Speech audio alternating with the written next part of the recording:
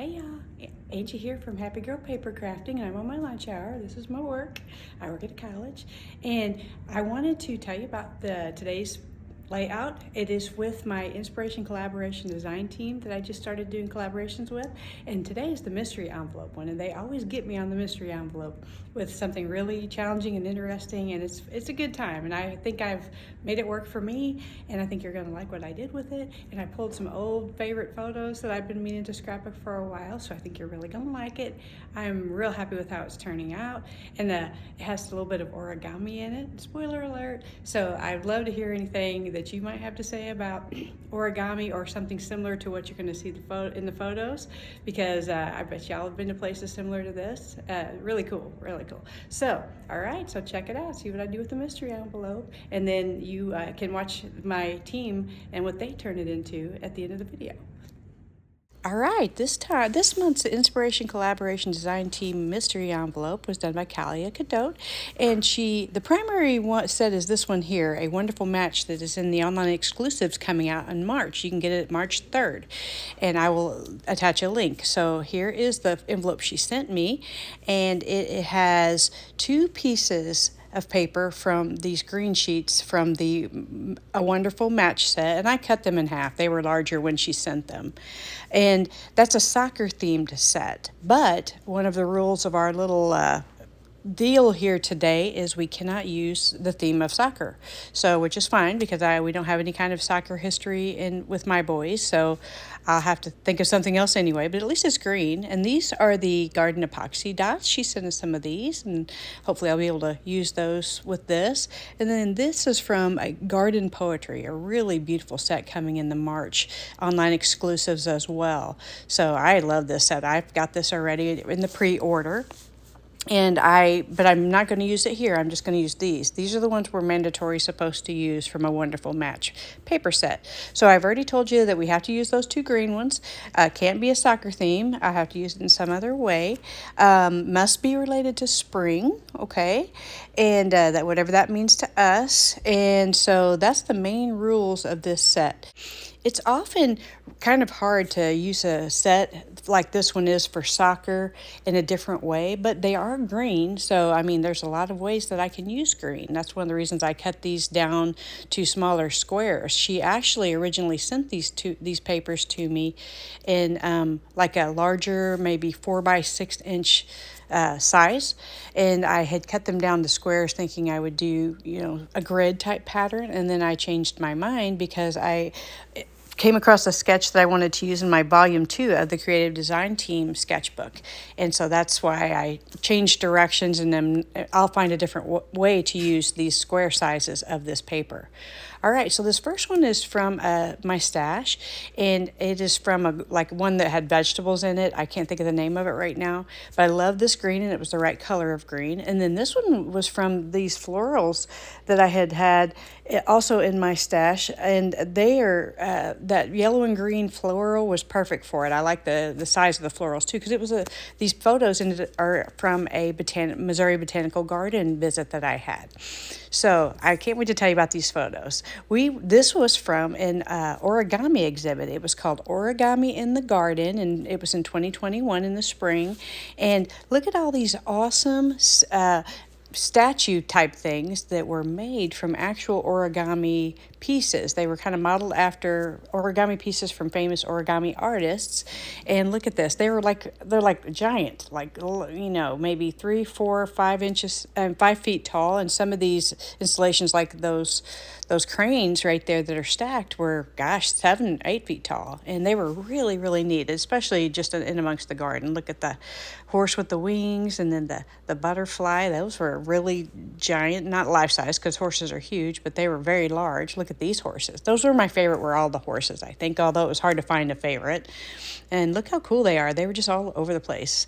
And look at the buffalo. That buffalo was huge. It was so funny. I may put it in a flip-flap, these two, because of the sketch I'm using, but I may not. I may alter the sketch to kind of fit what I have in mind for what I would like to do with this. But so far, I really like these colors together, the yellow, white, and green, and it's kind of a creamy white, really. And then here is the sketch that I'm using from Volume 2 of the Creative Design Team's sketchbook. Really like this one. It fits my photos that I'm using pretty well. I may make a few adjustments, like, right there, I don't think I'm going to put a square there. I'll put something else there. And then instead of 3x4s, something different. And then those 2 3x4s on the other that are horizontal, I'm going to make one 4x6 picture. And so that's kind of some changes that I have in mind to go with this particular sketch. And so you can see where the long strip is going to be my green paper and the flowers are going to be the other one. All right, so here's a little peek at my stash papers that I'm using here. This first one is to market, and that's where I got that garden green strip of paper from. I love to use the pattern paper, and I love to use up old stuff from my stash. I'm making good progress in that one. And I actually just got this one for a really good deal on the Last Chance section called Floral Delight Designer Series paper, and it has all the different yellows, and it is gorgeous. But yeah, Floral Delight, I don't think it's available still, but it's worth taking a look at to see if it is. And this is my thing from the March online exclusives. I am so excited about this one. This one is called the Wood Grain Wonders Designer Series paper, and I'm going to show it to you real quick here because it is really, really cool. And it uses a bunch of different wood grain papers, and these are going to be great for base papers or just any way you want to use them. But here are some of the colors that these are in. They are in basic beige, let's see here, the crumb cake and pecan pie, and then early espresso. And it's cool because they're in a bunch of different sort of configurations as far as the front and back colors. So you have several of each color, like 3 of each with maybe basic beige and on one side, crumb cake on the other. But then you'll still have both of those other colors with a different one of the other colors on the back, like might be basic beige with the early espresso one on the back. So that is, to me, that is genius. And I definitely foresee me getting some additional packages of this paper because it is something I would like using as my base pages like I'm using today, but it is also something I can see using in a whole bunch of different ways. So yeah, love, love, love this one. And so I bet you all are excited about it. So I'm definitely going to leave the information in my description on how you can order this as well. I always put direct links to stuff like this in mine, and these will be, I believe, available March 3rd, which is this upcoming Tuesday if you're watching this video the day it comes out. All right, so here are the ones I'm using, and I believe this one is a basic beige one. And I am using these as my base pages because they will look great with that green paper. Look at that. Isn't that nice? It's close enough to solid, but if you've watched my videos, I don't use a whole lot of like white backgrounds or solid backgrounds. I do like using, pattern paper with mild patterns. And that green strip you're seeing does have a very small pattern on it. And then, of course, this one from these yellow florals from the Floral Delight have a more of a medium design and kind of viney, sort of design. And I thought that was a nice mild design because my pictures are pretty bold and pretty of the origami structure. So, okay, so I'm looking for here's taking another peek of that so I can make sure I put my pictures down as close as I can because they match pretty well to this design, but I will be making adjustments along the way, kind of based on how it looks. I mean, you can't just do things exactly as prescribed. Sometimes it doesn't match up. And there's that horizontal 4x6, and that is cut down a little bit. When it gets the matting on it, it will be more of a 4x6 at that point. Then instead of 3x4 portrait size pictures here, I had 4x4s that I have cut down as much as I could without messing up the picture.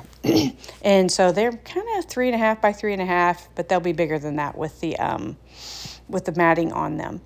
And I'm thinking about the matting being sort of a crumb cake or pecan pie. Yet to be determined. I'll figure that out here pretty soon, though, because I'll show you, as you saw in my pictures, there's some things like the squirrel and the nut origami piece, those photos, they had kind of a color that I think is closer to pecan pie. So right here, yeah. See, those I'm going to end up cutting out. So let me go ahead and do that for you now. I'm going to fussy cut this out, and because I'm going to use it as an embellishment. And you see me do this all the time. But for me, it never gets old because I like using pictures that I took of things that I saw. And it also it's very on theme to do that. So I like that for my embellishments, but it's also kind of I don't know, it's just something I think is cool to use a picture that I took to decorate a page that I'm making on this particular visit. It's just kind of something I love to do, and I have a couple of them that I'm going to do that with. I'll do it with the squirrel also, and maybe some other ones here. I don't know yet to be determined, but so it doesn't take me very long to cut this one out because it's a pretty basic shape.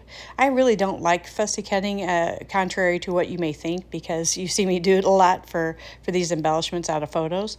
But for a scrapbook page that I'm going to, be looking at for the rest of my life, and hopefully future generations will enjoy them as much as I do, I feel like it's worth the time and effort to fussy cut out something if it's really going to accentuate the way the page turns out, and this definitely will. It's pretty large, and I'm not exactly sure where it's going to go on here, but I know it's going on here. It's going to happen because I love it. Look at it. Isn't it cool? And it really is very dimensional, the way the light was bouncing off of it. Same thing with the squirrel, but I'll do that one off camera. You only need to see so much fussy cutting in my videos. This is one I'm going to fussy cut out.